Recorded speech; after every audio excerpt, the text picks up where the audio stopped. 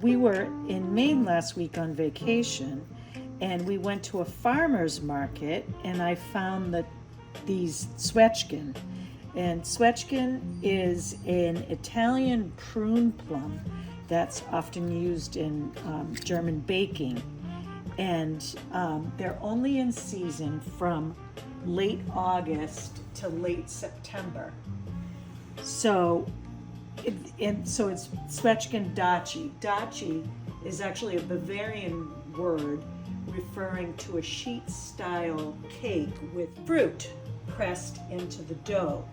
So even though we're not going to be making this as a sheet cake, it's still considered a datschi. So the full name is Zwetschgendatschi. You also will hear it referred to as a Pflaumenkuchen, which is literally plum cake. So my grandmother used to make this recipe, and she never measured anything. She just used her hands and just put it in the bowl and came out perfect every time. My mom used to make this cake also. It's a huge crowd pleaser. So anyway, when I saw these at the farmer's market, I thought this is a great opportunity to make a Zwetschgendatschi. So what I do is you just cut the plums. You can almost see there's like a little line there, and you cut them lengthwise around and just open it up, take the seed out. That's it. So let's make some Zwetschgendatschi. I typically put parchment paper on the bottom of my pan. Even though it's non-stick, it helps kind of lift it off of there. I don't have parchment paper, I ran out, so I'm gonna use a non-stick aluminum foil. I'm not sure how that's gonna work out, but I'm doing it anyway. So first step is to take 2 cups of flour, and you wanna kind of, not have the flour be packed in there, so just kind of lightly toss it before you put in the cup. So I'm gonna do 1 cup, and we're sifting it into the bowl of a food processor. So that's 1 cup. And with that, you're gonna sift a teaspoon of baking powder. So 1 teaspoon of baking powder. And you're gonna sift that just into the bowl of the food processor. Okay, and then you're gonna add 1 egg. We're gonna be really good about it and add it into a bowl before we put it in.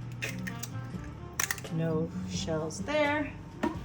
So put that in there along with a 1/2 cup of sugar. 1/2 cup of sugar, and then this is 11 tablespoons of butter.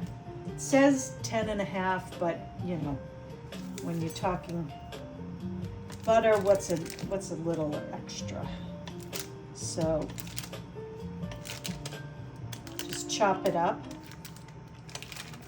and put it in a bowl of food processor until it's like a coarse sand kind of. Let's see. So it's almost like a sand consistency. And then you're gonna take 3/4 of the dough and put it into your pan and leave, I'd say about a cup. Kind of spread it around and flatten it. I usually use a measuring cup to kind of, and you want to make an edge around the outside, probably, I don't know, 1 inch-ish.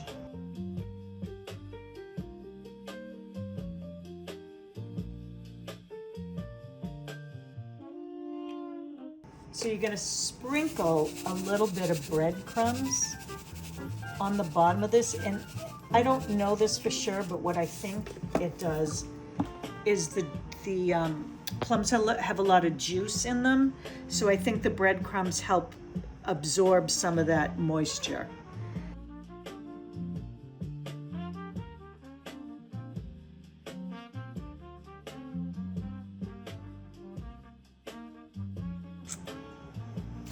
There. And then, so to this, we're going to add a little bit more breadcrumb. Push that down so it's not, so it needs to be kind of flat a little bit. Okay, so we're gonna sprinkle a little bit of breadcrumbs on here. And my mother does it just like that, but I happen to like it with a little bit of crumb topping on top. So we're gonna take the remaining, and then we're gonna take some cinnamon. I happen to have this great little cinnamon and sugar grinder. It's, you know, the grains. If you don't, just sprinkle cinnamon and sugar over the top. It's not a ton, but just a couple grinds like that. And then we're gonna take a tablespoon of butter and cut it up and place it just in different spots around the top. So like,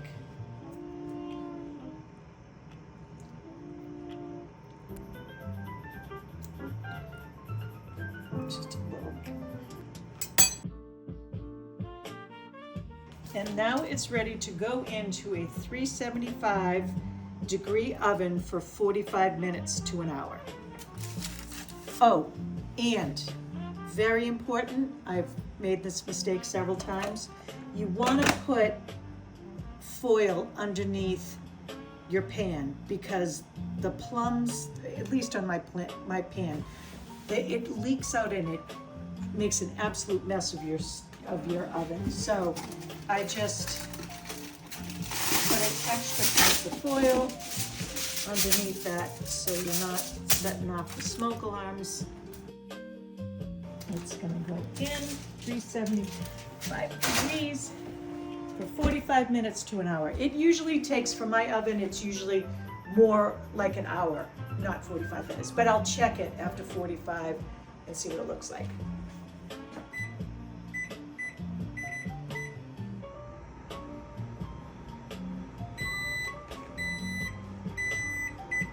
Okay, it's been an hour. So let's take this out, see what we got. That is what you're going for. We're gonna let this cool and then take the spring form pan off of it and give it a try and see what it tastes like. Stay tuned. So let's open this spring form and hope that it worked.